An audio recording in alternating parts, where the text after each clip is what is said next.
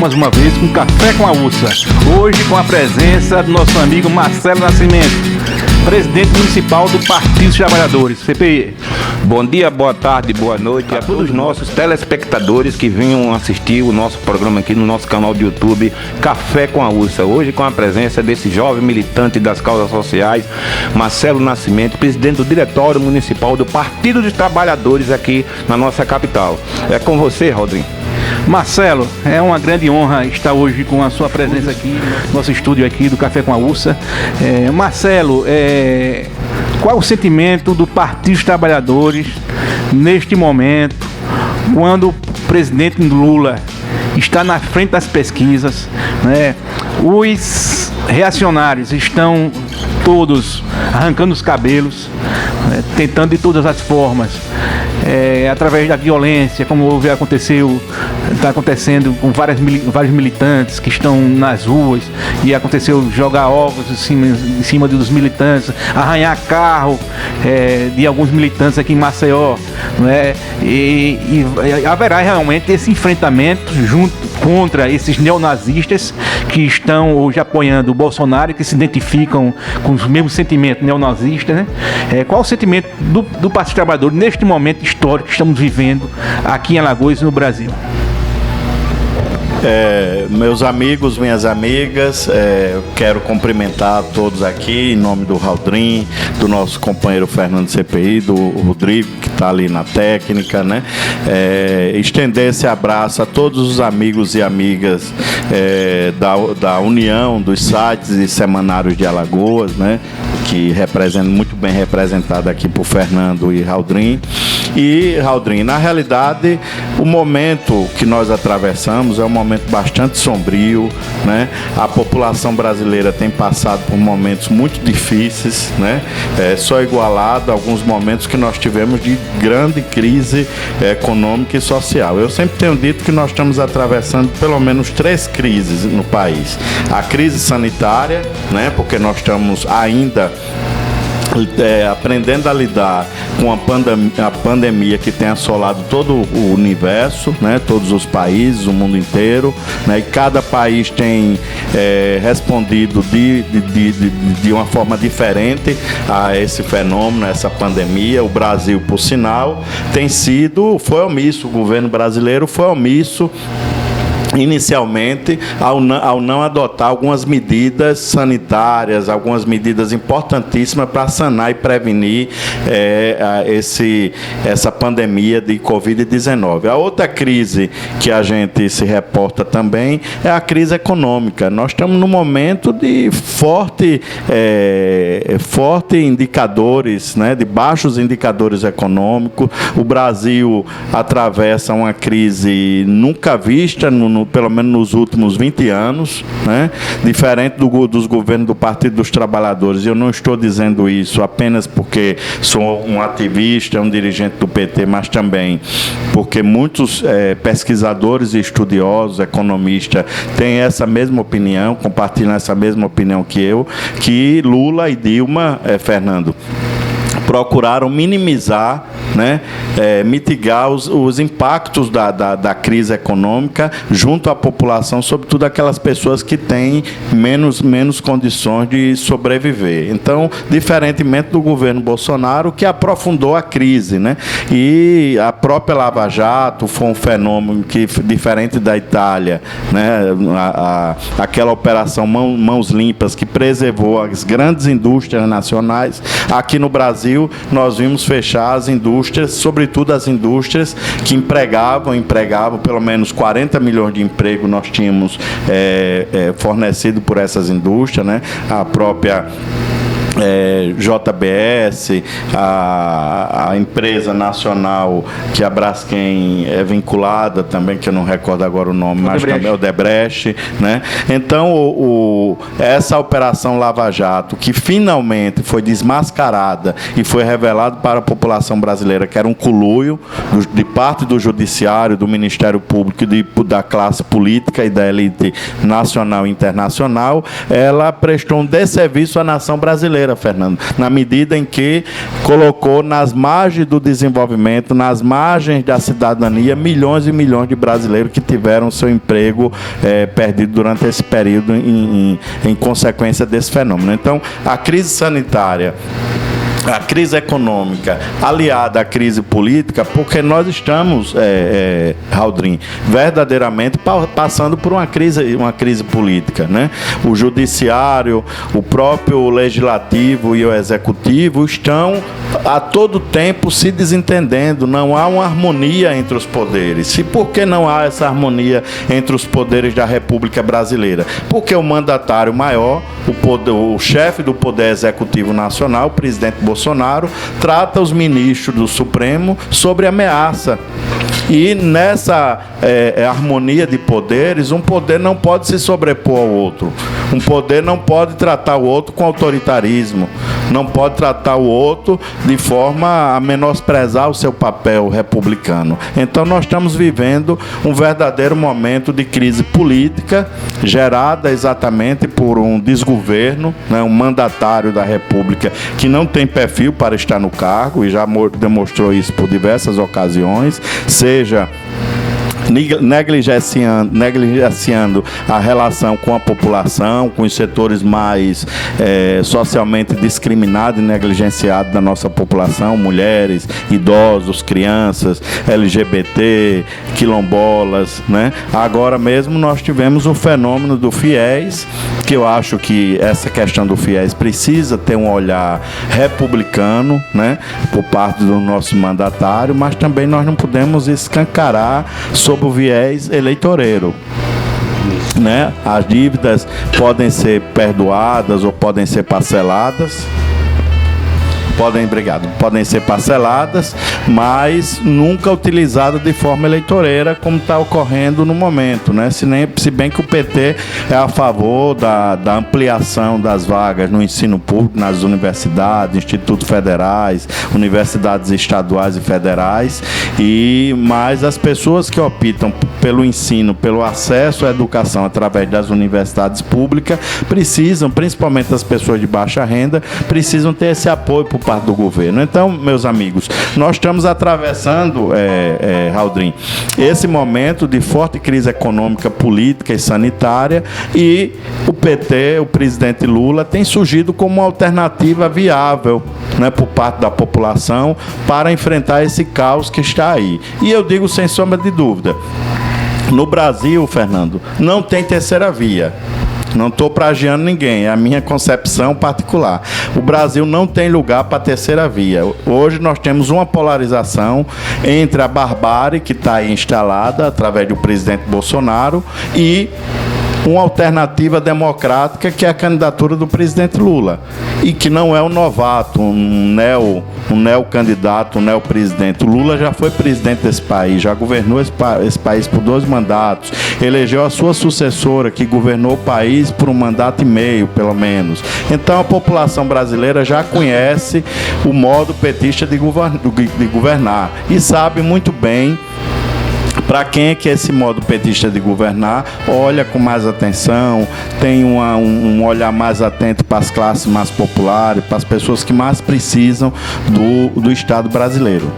CPI, Marcelo, Haldrin, eu vou fazer uma pequena explanação e fazer 2 perguntas a você. Em primeiro lugar, eu nunca fui filiado ao PT, certo?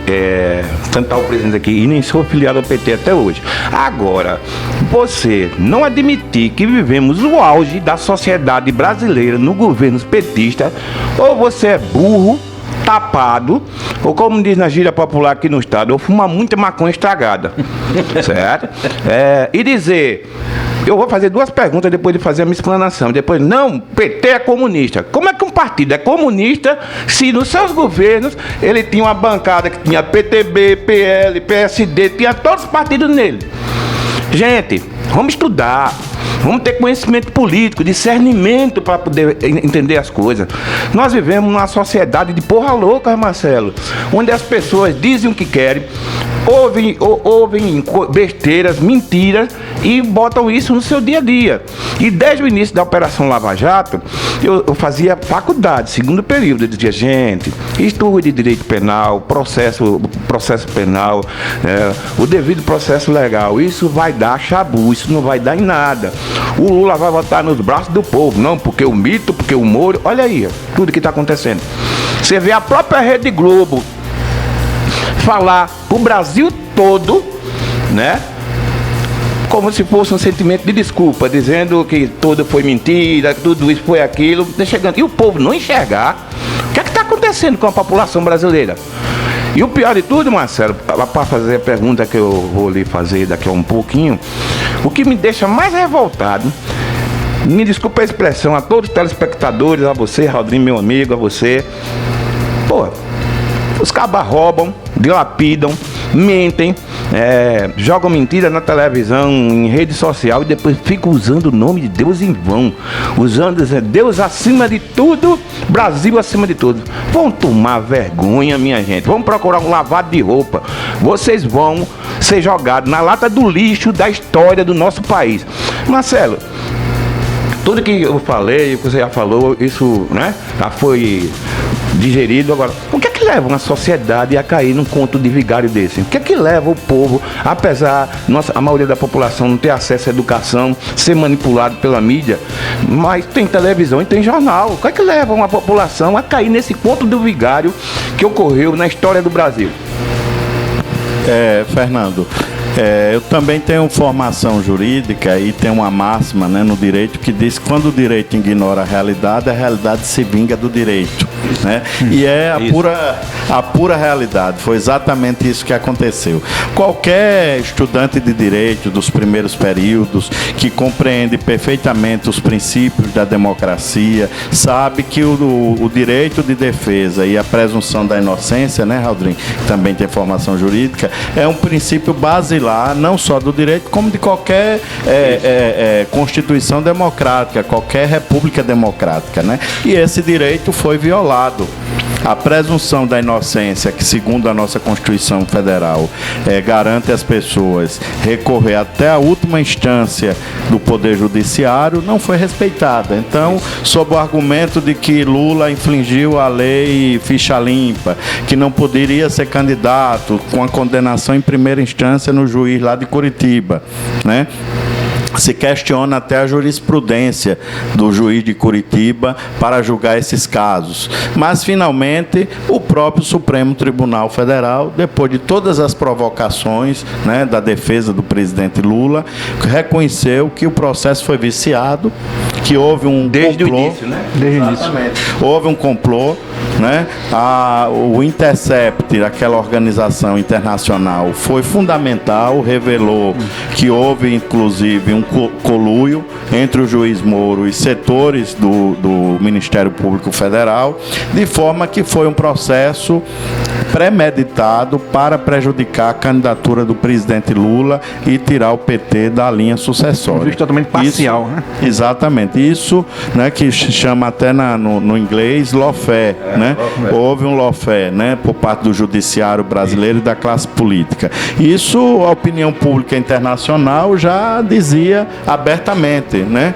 Os grandes juristas internacionais, quando olhavam o processo judicial, né, tramitando no Brasil, tinham essa mesma compreensão. Só depois de muito tempo e que os fatos vieram à tona, foram desmascarados, o juiz e parte dos promotores golpistas de Curitiba, que o judiciário, a nossa Suprema Corte, caiu na realidade e começou a fazer aquilo que o direito determina no seu devido processo legal.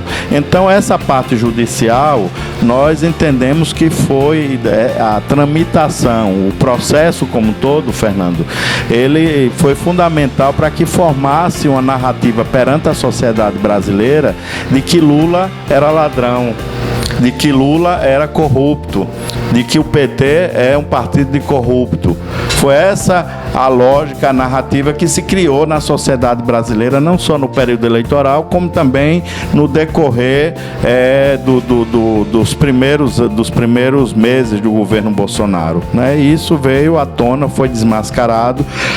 Hoje Lula é um candidato elegível, não existe nenhum processo judicial tramitado e julgado que o impeça de ser candidato a presidente da República. Toda e qualquer, Fernando, calúnia contra o presidente Lula, nós estamos remetendo imediatamente tudo que ocorre aqui em Maceió, no estado de Alagoas, qualquer manifestação pejorativa ao presidente Lula, nós estamos encaminhando para a assessoria jurídica do Instituto Lula, do presidente Lula lá em São Paulo. Parabéns, tem que ser assim. Para as devidas medidas legais. Inclusive aquele caso do coronel que andou com o carro, os vidros laterais, o carro todo plotado com Lula atrás das grades, também já está sendo analisado pela assessoria jurídica do PT Nacional. Eu falei com a presidenta Gleice, ela disse: Marcelo, não se preocupe, já está na mão dos nossos advogados. Em breve eles vão ser, o coronel vai ser interpelado judicialmente. Então nós não vamos, Raudrim e Fernando e ouvintes, né, telespectadores, nós não vamos baixar a crista. Essa disputa é uma disputa pesada, é uma disputa difícil. Como eu disse, não acredito na terceira via. Acho que a disputa está polarizada, Raudrim, também entre concordo. Lula e Bolsonaro, né? A sociedade está muito bem definida com relação a isso.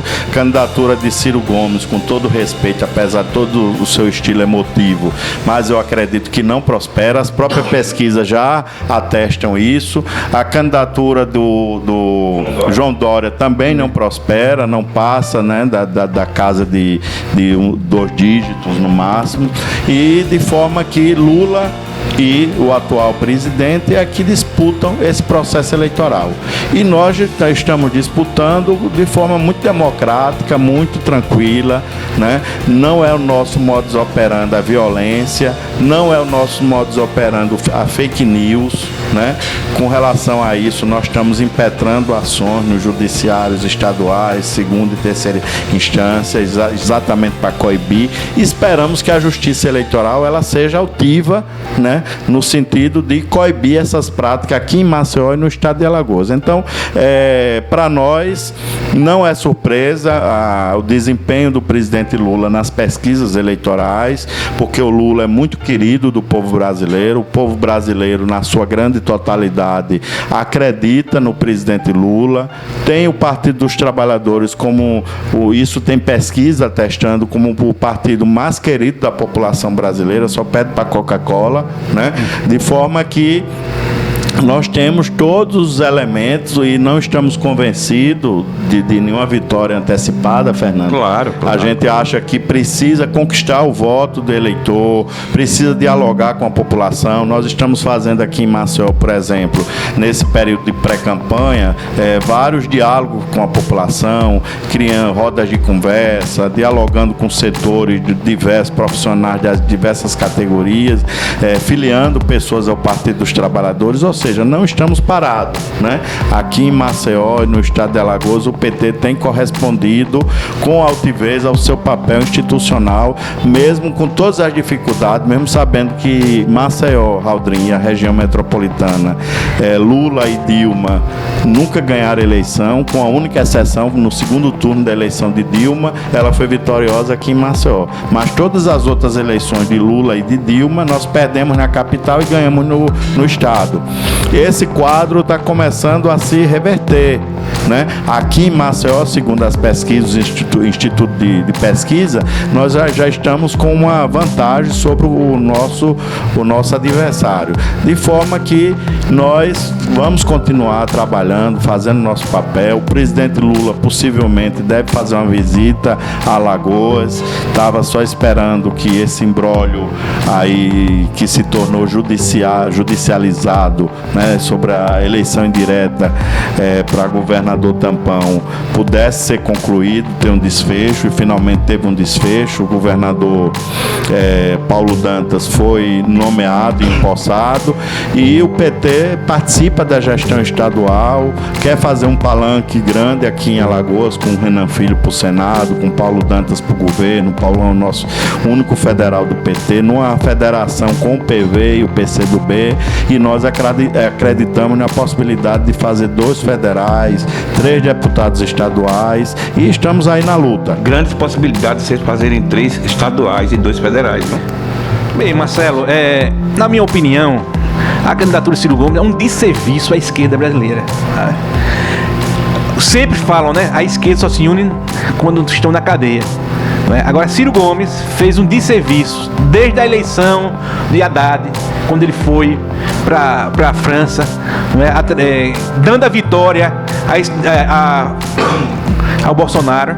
Né? E agora, com essa candidatura, Ciro Gomes vem mais uma vez, essa minúscula performance no eleitorado brasileiro, não é?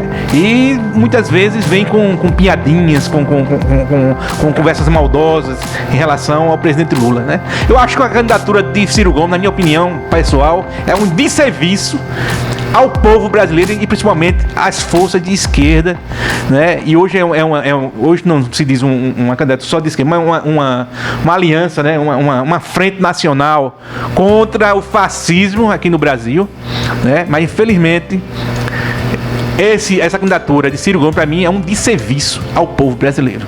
Que me desculpe vocês do PDT aqui de Alagoas, né, que tem uma amizade, né, mas para mim essa candidatura de Ciro Gomes é um desserviço ao povo brasileiro contra o fascismo e contra o neonazismo. Certo? Para mim é exatamente isso. Na realidade, Raldrin, eu quero parabenizar aqui tanto você quanto o Fernando e todos os integrantes da União dos Sites e Semanários de Alagoas, porque vocês têm posição muito clara, né? Não titubeiam, né? Tem posições assim muito escolhe o lado que querem estar na história, né?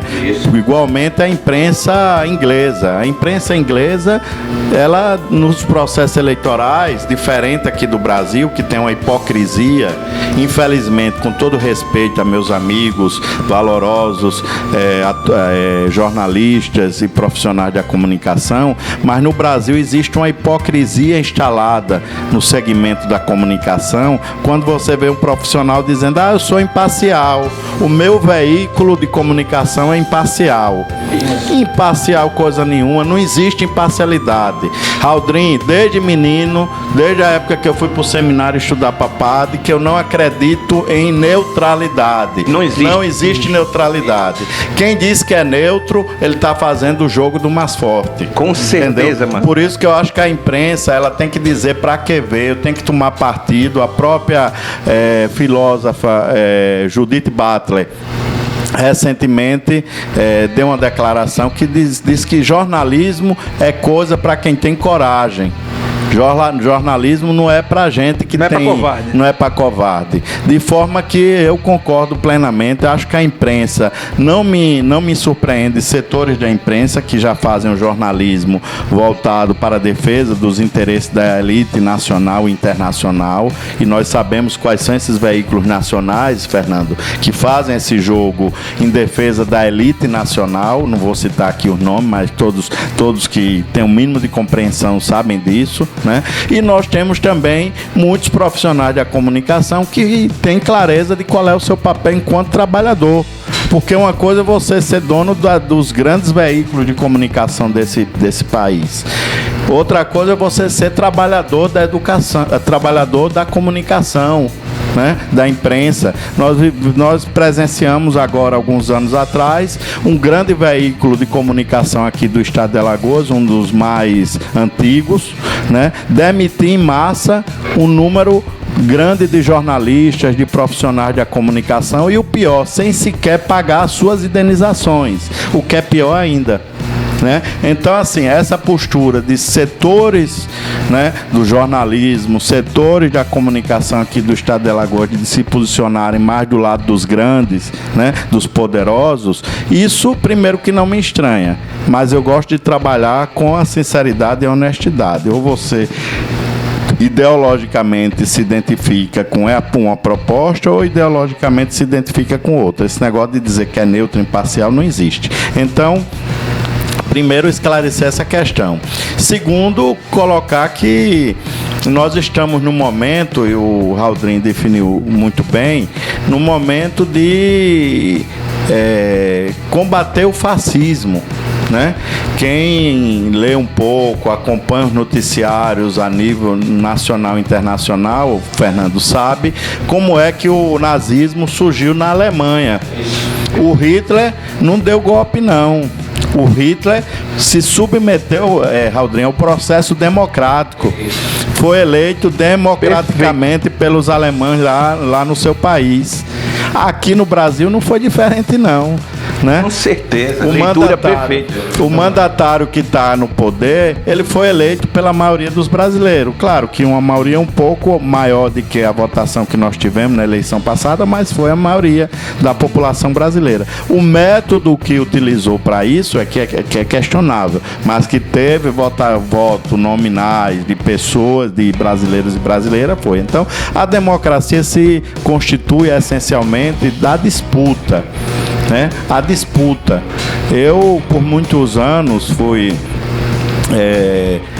seminarista católico e assim, na igreja, Haldrin, a gente aprende muito a ter um bloco monolítico, né? A negar as diferenças, negar qualquer divergência que surja, né? Internamente. E isso não é saudável.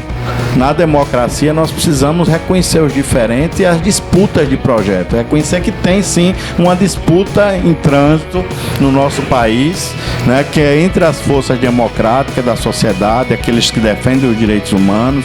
Essa semana, inclusive, nós celebramos os 32 anos da retirada pela OMS, a Organização Mundial de Saúde, da homossexualidade, da classificação das doenças internacionais. Inclusive eu me posicionei em alguns veículos de comunicação, enfim, escrevi artigos, etc., falando sobre esse tema. E você veja como a democracia, né, os direitos humanos no Brasil, que são muito recentes, a legislação que garante os direitos humanos, né, Fernando? A Declaração Universal dos Direitos Humanos tem 74 anos, ou seja, é bem jovem. Né? E se deu, sobretudo, no período em função das grandes arbitrariedades e atrocidades cometidas pelo nazismo e pela Segunda Guerra Mundial. Essa resolução da OMS tem 32 anos que a homossexualidade foi retirada da classificação internacional de doenças, de forma que os direitos das pessoas, os direitos dos humanos, né, ainda é uma conquista que precisa ser assegurada no nosso país. Com certeza. Nós não estamos num momento de muito conforto e segurança. O próprio Renato Russo já dizia numa música dele, né? A ditadura, né? A ditadura militar só mudou de uniforme e de tempo, porque as ameaças, né, o cerceamento da livre expressão, né, do direito da liberdade de expressão, continua atingindo inclusive os profissionais de comunicação. Essa semana mesmo teve um semanário aqui de Alagoas que foi cerceado, foi chantageado e ameaçado.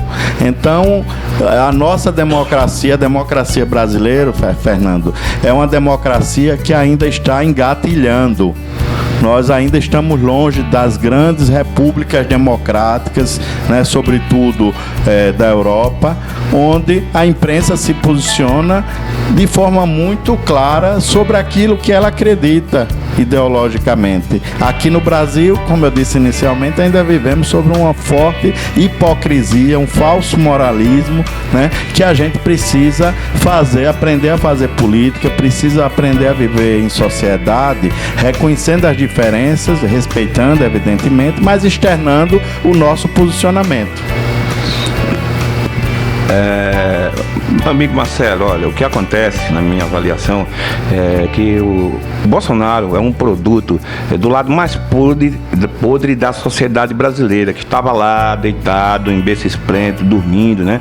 E as forças internacionais, as oligarquias, os poderosos, vendo todo o sucesso dos governos que se antecederam, eles viram na malaquiagem que não ia adiantar dar um golpe militar, que não ia colar, né? Colar perante a população. E aí inventaram essa triste história que nós assistimos, né? E que terminou no que está aí. Um governo desastroso, mentiroso. E o que me deixa o coração amargurado é usar o nome de Deus em vão. Quando você vê o falso moralismo, uma pessoa muito moralista, né? Cheio de mimimi, cheio de pataquada, abram do olho, porque aí tem coisa, né? Todos esses que foram pra TV aí, falar do PT, falar do político A, B, o C, o D, a maioria hoje está tudo respondendo a processo por corrupção, e é público e notório. Agora, só para concluir a minha parte aqui, né? Que daqui a pouco eu já estou acabando com o programa. Em governo Paulo Dantas, a participação do PT no governo, o que vocês esperam do nosso atual governador, né? E dizendo aqui, governador Paulo Dantas, esperamos que você, governador, continue com toda a obra iniciada pelo governador Renan Filho, né? Ouça a sociedade civil organizada, né? E faça um conselho da sociedade civil organizada. Perfeito. Um gabinete anexo ao seu de combate à corrupção e para ouvir propostas dos setores organizados da nossa sociedade. É com você, Marcelo.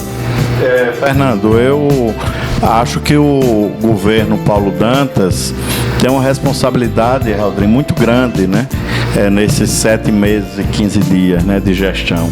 Primeiro que Paulo Dantas, ele é herdeiro do legado de Renan Filho. E o ex-governador Renan Filho teve uma gestão com responsabilidade fiscal, né, uma gestão democrática que foi modelo referencial no Brasil todo.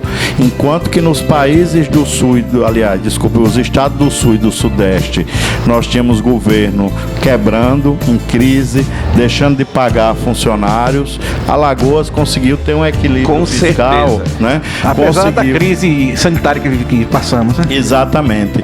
Conseguiu construir muitos hospitais, conseguiu nomear muitos trabalhadores e trabalhadoras que prestaram concurso aqui o Estado na área da saúde, da educação, em outras áreas, da segurança pública também, né? Eu tive inclusive em algumas posses oficiais, de forma que nos orgulha muito o legado deixado pelo ex-governador Renan Filho. E o deputado hoje, governador Paulo Dantas, ele é herdeiro, assim como as forças democráticas que estão dando sustentação a esse governo, entre elas o PT, né? Nós estamos na Secretaria da Mulher e Direitos Humanos e agora também ampliamos o nosso espaço com a Secretaria de Meio Ambiente e Recursos Hídricos, e o PT pretende dar o melhor de si, né, nesses 7 meses de gestão do governador Paulo Dantas, e esperamos naturalmente que esse governo seja um governo que ouça a sociedade, que crie um conselho político com os partidos políticos que estão dando sustentação a esse governo, né? Eu acho que o Paulo Dantas já começou, Aldrin, com o pé direito, né? Embora eu seja de esquerda, mas no pé direito no modo de falar, né? Adotando uma medida do ponto de vista político e cultural importantíssimo, que foi a equiparação de gênero no governo estadual entre homens e mulheres. Com certeza, maravilhoso. Nenhum governo estadual ou até municipal de capital que eu tenho conhecimento aqui no Brasil fez que o governador Paulo Dantas fez. Começou o seu governo adotando uma medida de igualdade de gênero importantíssima, que foi exatamente ter o secretariado equiparado, metade 50% homens, 50% mulheres, ou seja, o empoderamento feminino, potencializar, né, a figura das mulheres no nosso estado é importantíssimo, porque nós viemos de uma cultura, Fernando, de negação, de autoritarismo, né, de um gênero sobre o outro, dos homens sobre as mulheres. As mulheres, por exemplo, só começaram a votar no nosso país a partir da década de 40. né? Porque antes a mulher não podia votar, a mulher era submissa, né? Como em alguns países árabes ocorre. Então o Brasil ultimamente tem dado passos muito importantes. O presidente Lula criou uma secretaria de mulheres com status de ministério. Depois a presidenta Dilma manteve e ampliou, né, os poderes dessa secretaria, de forma que nós estamos na era do empoderamento feminino. E o governador Paulo Dantas começou dando um passo importantíssimo. Estamos aguardando os próximos capítulos, os próximos passos, inclusive na área de segurança pública. É necessário que a segurança pública de Alagoas dialogue com a população, com as pessoas mais humildes, mais pobres, né, que não seja uma polícia truculenta, né, que não oprima e marginaliza a periferia, que compreenda o fenômeno sociológico, que é o fenômeno das periferias, da marginalidade nas nossas periferias. Falta de oportunidades, né? A falta de oportunidade, a questão do combate da abordagem para a questão das drogas, etc. Tem que ocorrer, claro, mas de uma forma respeitosa e digna, do mesmo jeito que se aborda as pessoas da Ponta Verde, né? Deve se abordar também as do Jacintinho. Então, eu tenho muito otimismo, Fernando, de que esses 7 meses do governo Paulo Dantas nós teremos boas e agradáveis surpresas, e o PT está aí para contribuir e ajudar durante esse período, e ajudar também para que esse projeto, que é o projeto do presidente Lula aqui em Alagoas, porque Paulo Dantas é o candidato de Lula aqui no estado de Alagoas, não temos nenhuma dúvida com relação a isso, né? Nós estamos juntos nesse projeto. É um projeto que pretende conquistar a alma e o coração dos alagoanos e alagoanas. Então nós vamos marchar junto, não só agora no governo, mas no processo eleitoral, com Paulo Dantas, com Renan Filho, com Paulão, candidato a deputado federal à reeleição, né? E com outros companheiros e companheiras na federação que nós formamos, né? Junto com o PV e o PCdoB.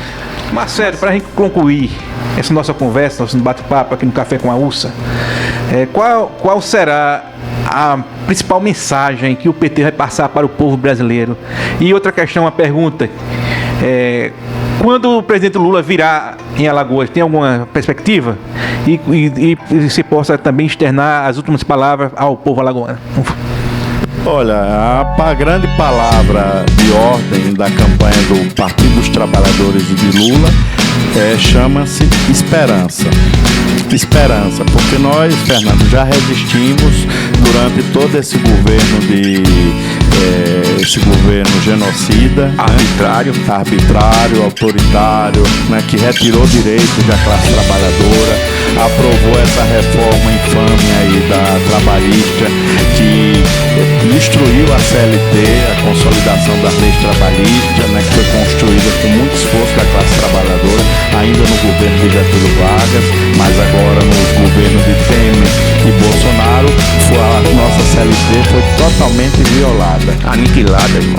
E a reforma da Previdência também, né? Hoje os trabalhadores e trabalhadoras, né, penam, né, sobre a perspectiva de se aposentar, ninguém sabe quando, porque as regras mudaram, tudo está mais difícil. Então a nossa palavra de ordem chama-se esperança. É isso que a gente quer passar para o povo brasileiro: esperança de melhores dias, esperança de que a gente vai mudar essa conjuntura totalmente adversa, né? Esperança de que o Brasil volte a sorrir. E por fim, você perguntou, a vinda do presidente Lula. Nós não temos uma data definida. O presidente Lula já, através das reuniões que nós tivemos em São Paulo, em Brasília, contato com o deputado Paulão, já externou também que pretende vir o quanto antes a Alagoas. Ele está faltando visitar Alagoas Sergipe e Paraíba, né? Porque na última caravana que ele esteve no Nordeste, ele já visitou os demais estados. Então, nós estamos ansiosos, aguardando a vinda do nosso presidente Lula, que não deve se demorar muito. Eu acredito que entre junho e julho, no mais tardar, nós vamos ter aqui a visita do nosso companheiro Lula. Vamos dar um abraço e recepcioná-lo com muita alegria. Marcelo, se possível, houver oportunidade, traz ele aqui para o Café com a Música para uma grande reportagem, uma entrevista com esse presidente que marcou a história do Brasil e voltará a fazer todos os brasileiros voltarem a sorrir. Com certeza. A imprensa democrática, sem dúvida, terá acesso, poderá entrevistar o presidente Lula, né? Enfim, a sua caravana vai cuidar para que todos os setores democráticos da imprensa alagoana tenham acesso, inclusive a URSA, ao nosso companheiro Luiz Inácio Lula da Silva. Agradecer, Aldrinha, aqui o espaço, né, que democraticamente vocês sempre abrem aqui, não só para a esquerda, mas para outros setores também da sociedade, né, dos partidos políticos, e deixar um abraço aqui a todos os telespectadores, nosso amigo Fernando, o Rodrigo aqui na técnica e a todos os associados da União dos Sites e Semanários de Alagoas. Forte abraço. Forte abraço. Por mim tá tudo bem. Até o próximo vídeo, o próximo programa. Fiquem todos com Deus. Um forte abraço a todos e felicidades para todos.